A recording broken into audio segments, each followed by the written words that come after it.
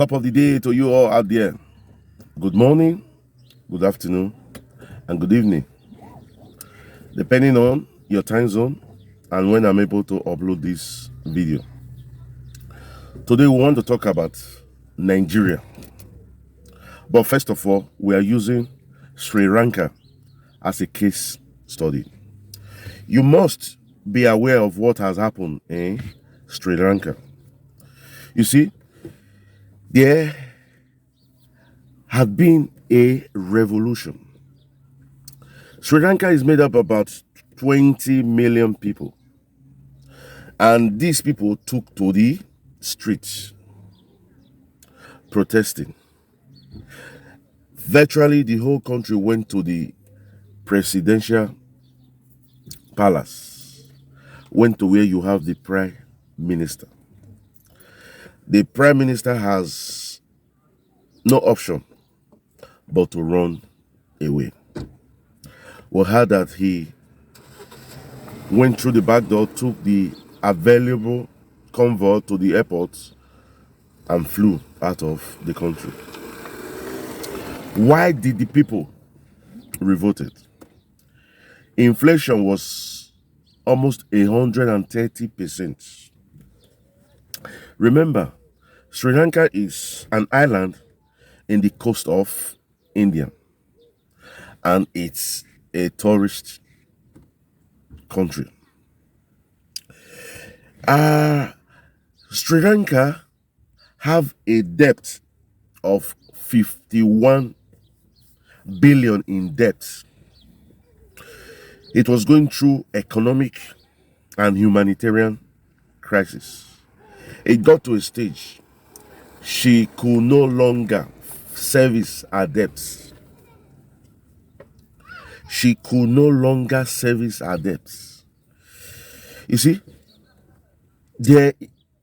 Sri Lanka is a country that has a lot of similarity with Nigeria. That's why we are going to compare. Whatever I say about Sri Lanka, try as much as possible to apply it to Nigeria. Fine. Nigeria has not gotten to that stage where the masses will take to the streets and ask the government to quit, to step down, because they are tired. Sri Lanka, at the peak of this crisis, their imports was more than their exports. And this led to trade deficit and budget deficit. Early April this year, they could not service their external debts, as I have told you guys before. It was a very dicey situation. We can group the problem of Sri Lanka into 4 areas or points. First of all, the policy. The policy was that of mismanagement. Sri Lanka was borrowing for infrastructures. Borrowing for infrastructure. Mismanagement. When you borrow, you should know that you are expected to pay back. Probably you might be given some years of grace, like 10 years, but after your years of grace, you have to pay back. And when you have infrastructure beautifying the environment, the cities, the town, but this does not bring reserve, does not increase your reserve, whether local or in foreign currencies, your reserve is not increased. What will increase your reserve is when you borrow for production. This is what Peter Obi is singing about.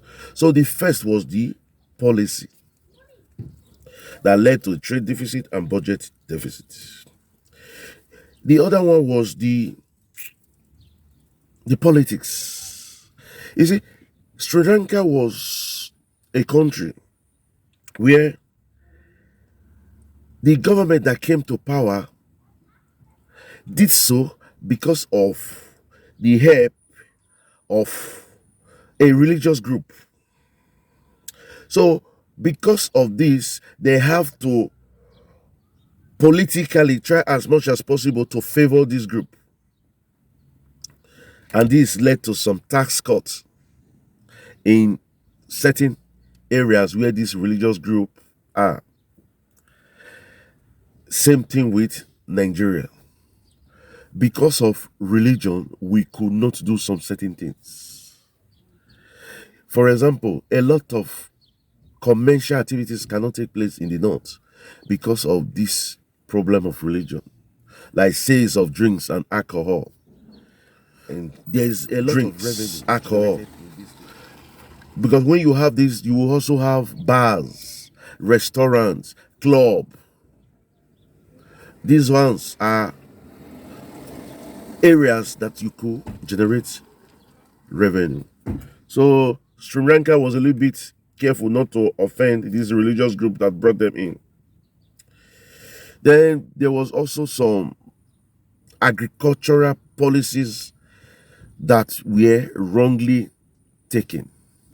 When you are not prepared, you don't jump into it. For example, they were not prepared for organic farming because organic farming costs a lot and you need a lot of money to be able to do your organic farming.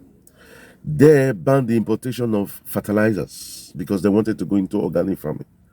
And in organic farming, the production reduced. So they could not even produce enough for Sri Lankans, not to talk of exporting. So that is also one of the reasons that led to their collapse. We also talk of external influence. This one has to do with a situation where they took loans from a lot of countries.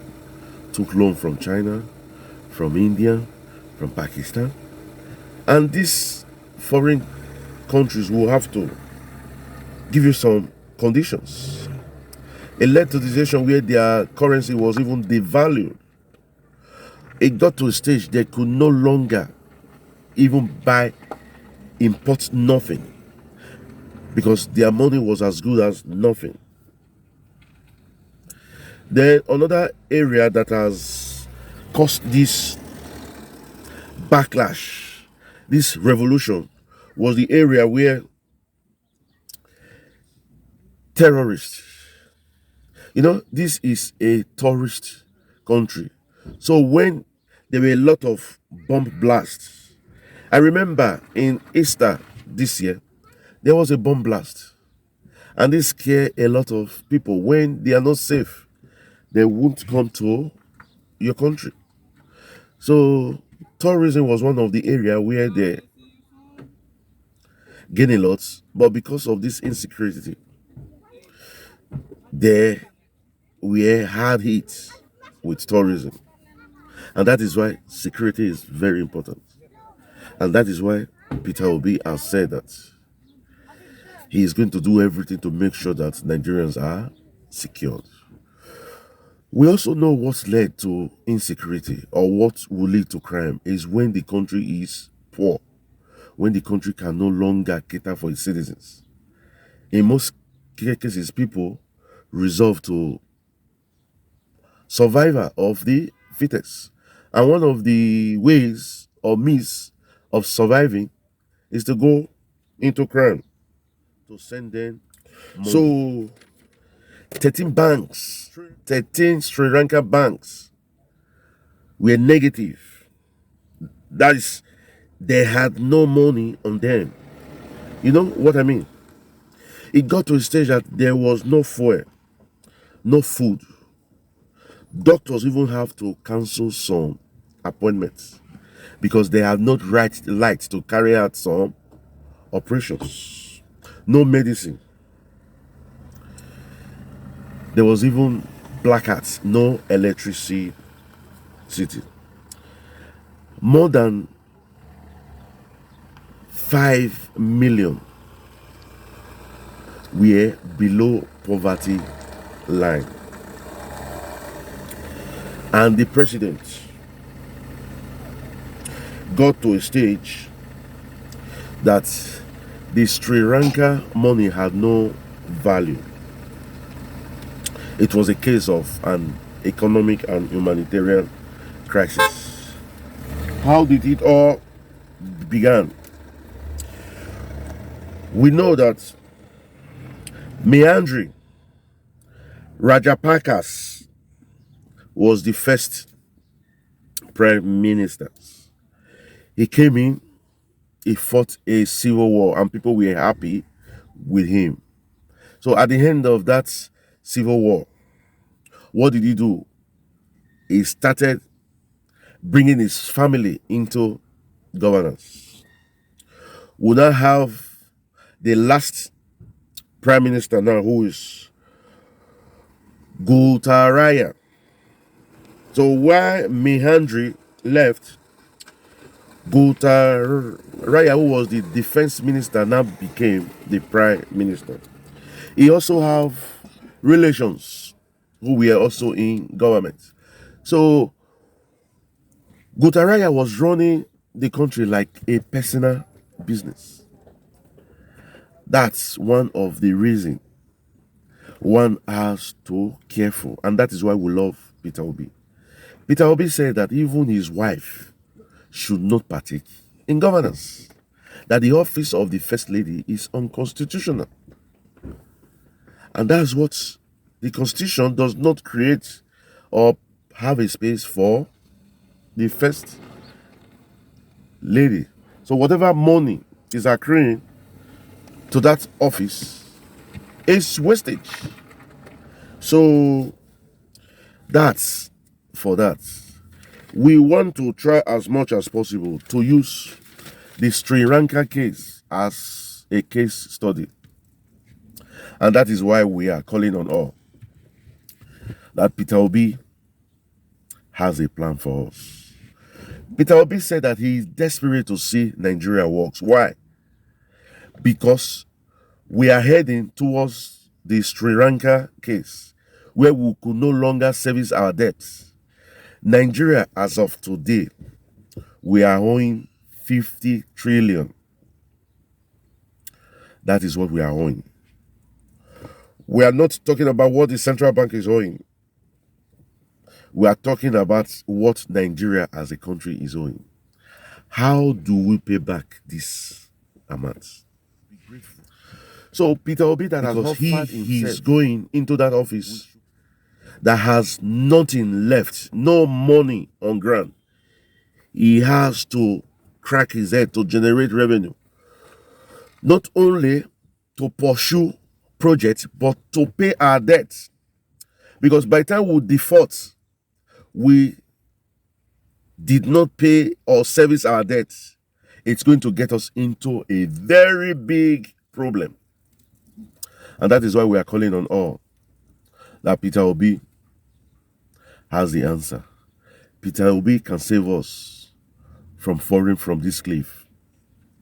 So I want to use this medium to tell Peter Obi, happy birthday to you. You've just clocked 61. We wish you many happy returns. So happy birthday from Ini TV. I will beg God to grant you your heart's desire, and also our heart's desire. We want you as the President of the Federal Republic of Nigeria. And may God give you and the 200 million Nigerians the strength, courage to fight so that you come in as the President of this great country, in order to save us from ending like the way Sri Lanka has ended. For those of you seeing this video for the first time, this is Ini TV. We are global and social commentators. Like we always say, since it's the first time you're seeing our video, we'll indulge you to please subscribe to this channel. And after you subscribe, just press the notification bell button so that each time we upload video, it comes directly to you. And for our returning subscribers, we'll say thank you, and thank you. Remember, we love you, but God love you most. And as it is the culture here, we will catch you when we make the next video. Until then, we'll say chooks, adios, au revoir, bye bye, hasta la vista, ciao.